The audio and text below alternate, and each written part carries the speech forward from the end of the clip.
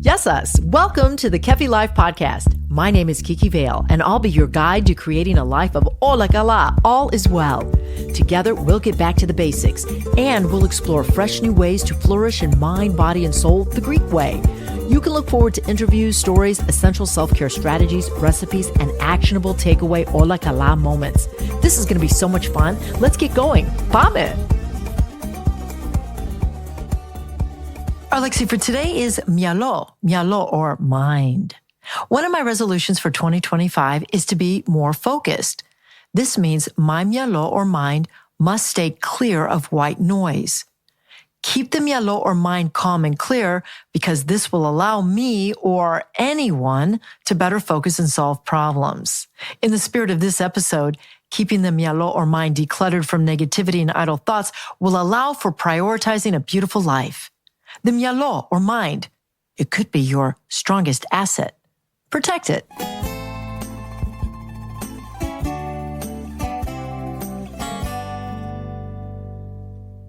Eleolado, olive oil, has been celebrated in the civilized world for millennia, nearly eternal. The oil of this fruit has been more than just food to the cultures of the Mediterranean region. It's been medicinal, ceremonial, sacramental, and the foundation of great wealth and power.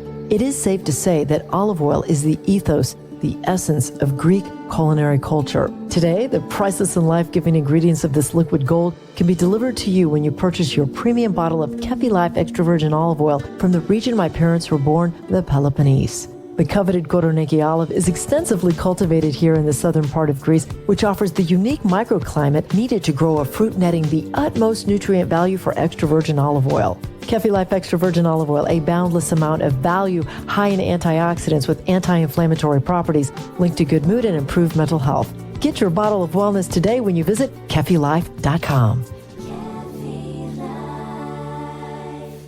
Yes, us, and thank you for stopping by the Kefi Life podcast. This is episode 186. I've titled it Emotional Health with Organization. Happy 2025. Happy day. My beloved Manula, mother, God rest her soul, used to say to me at the end of every conversation, "Happy day." Aren't mothers the best?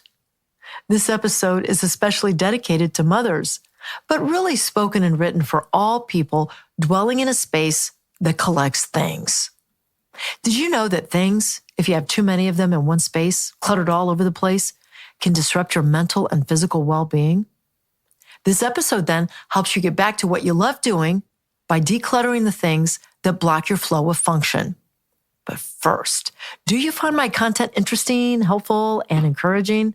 Then be sure to follow me on Instagram and TikTok at Kiki L and visit LinkedIn, Kiki L, for lots more inspiration. Friends, it's true. Too many things, overcrowding space, is sure to disrupt your mental and physical well-being. You see, the visual distraction, what you're looking at, of clutter will increase cognitive overload, and that could quite possibly reduce your working memory.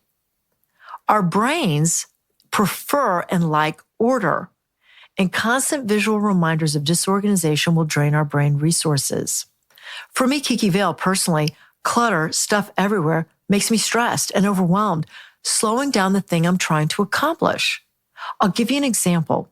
If I enter my office and papers are all over the desk, now this has happened occasionally, and it happened recently. Stuff is everywhere, all over my desk, products on the floor, my whiteboard brimming with information in the midst of plants, pictures, and tchotchkes covering all the surfaces. I want to scream. I want to cry. I want to leave the country. I say this with a little bit of sarcasm and a dose of humor, but yes, with some truth. Research from Sage Journals reports that the way a person describes their home may reflect whether their time at home feels restorative or stressful. My office description demonstrates the clutter emotional connection. And furthermore, being a mother of 4 with a husband and my family stuff piling up in every corner makes me at times feel stifled, choking my creativity. And if you choke my creativity, that's the worst thing you can do to me. This year, I especially felt the crazy after the holiday season when the gifts and personal items and old things were overtaking my home. I made a decision. It was time to make way for the new year and all the possibilities that accompany a fresh start. Don't those words just sound refreshing? A fresh start? I decided to seek help. Nothing wrong with that, by the way. To seek help, clear and calm my mind. I sought the organizational professionals, gab it out, to help me gain my sanity. Because, it's not easy to do a project like this all by yourself, especially when you're having to make emotional decisions.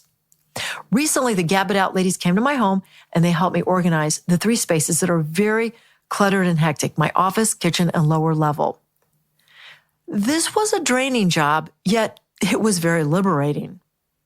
So you may be saying, Kiki, what was draining about organization? It was the emotional attachment to the things sitting in my space that I had to make a decision on. You see, I either had to keep it, put it in a space, or get rid of it, dispose it. It could get emotional. Linda, the lead organizer, who I think is just a gem, was very kind. She treated me like a child, and I say that with kindness, not with being funny or like making fun of me. She was just very gentle and assured me that the team would not dispose of anything that was very special, because our things mean things to us. I directly worked with the team. We sorted, we decided, and reappropriated. It was great. So she began with 3 questions, and I share these with you because I think they might help you if you're starting to organize a space and you're starting small. The first question was, and is, for you: when is the last time you used or looked at this thing?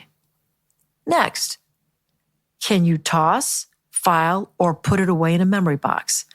And finally, the third question: does the thing in your space bring you joy or stress? Those are really good starting points for your stuff. Okay, now we get to work. And these are tips for you to help you with the stuff in your space.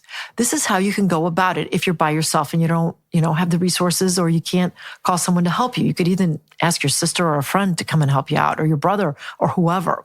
What you do when you're going to organize is you begin by pulling everything out of the space and sorting the things. Then you make piles and you pare down the multiples. Let's say you're in a desk drawer and you have 3 or 4 pairs of scissors. You don't need that many. Just sort those and then pick 1 pair of scissors, and then you'll dispose of the others or recycle or donate. Number 3, things to be kept will get a designated place to live. In other words, when you take that thing to use it, it should have a home to go back to. That's called organization. Number 4, no overflow of stuffed organizing containers. If you use containers to organize things, don't overflow those things with junk and stuff. Excuse me, not junk, stuff. Just to the top or below the top. Number 5, take the leftovers and recycle or throw out. All right, I'm going to talk about clothes here quickly because I have a habit, and a lot of people I know have a habit of buying a lot of clothes and not replacing or keeping everything, and that's how it gets really crowded and over cluttered. New clothes or shoes purchased must follow a rule. That means bring 1 in, take 1 out. Number 7, if you have not used or seen a thing in over a year, you probably are not going to use it or see it again, so just get rid of it or donate it. Number 8, memories like cards. I'm one of those people who loves cards. I like birthday cards, anniversary cards, accomplishment cards, congratulations cards, cheer up cards. Any type of card, I love it. I keep it. I have them all over the place. Cards, awards, and all sentimental keepsakes should not be in a space that you use every day. Those should be stored in a labeled memory box and kind of stashed away. You can keep them, you can refer back to them, but they should not be in the space that you use on a day-to-day basis. Next, number 9, day-to-day work that space should only have things to be used that day. Monthly or annual items designated for another location. So everything has a place. And finally, number 10, you're going to have to manage and maintain your space weekly because let's face it, life gets busy. There are a lot of people around. You might be in a hurry. You'll drop something. You'll just place it there until. So just make sure that the space that you organize should be maintained and managed weekly. All right, I want to take you back to when I hosted the Kiki Vale show because there was a guest I had that just really impacted me, and her name was the Fly Lady. Yes, she was a dynamite woman called the Fly Lady, and she says that everything starts with a clean kitchen sink, but more on that another time. During our chat, she said to me, Kiki, your clutter is not just physical, it's emotional. So letting go of clutter will also free your mind and spirit because you can't clean chaos. You have to declutter first, clear the space, then work on making it shine. Don't let yesterday's mistakes steal today's joy. Each day is she said it, fresh start. Use it wisely. I love that. Fresh start. It just means so much to me because you can always start over. So yes, organization is a fresh start. She also said the point of cleaning and organizing, this is important, is not to have a pristine house or space. It's to have a functioning space or house. Finally, she said, what is clutter? The fly lady said to me, Kiki, this is clutter. Collected litter, ultimately taking time and energy to retain. I'm going to say it again. Clutter equals collected litter, ultimately taking time and energy to retain. My friends, calm your mind and make space for what matters in life when you decide what to keep rather than deciding what to throw away. Wishing you liberation as you organize your way to a peaceful mind, an energized spirit, and yes, a happy day. Ola Kala, Vilaya kisses. Yours truly, Kiki.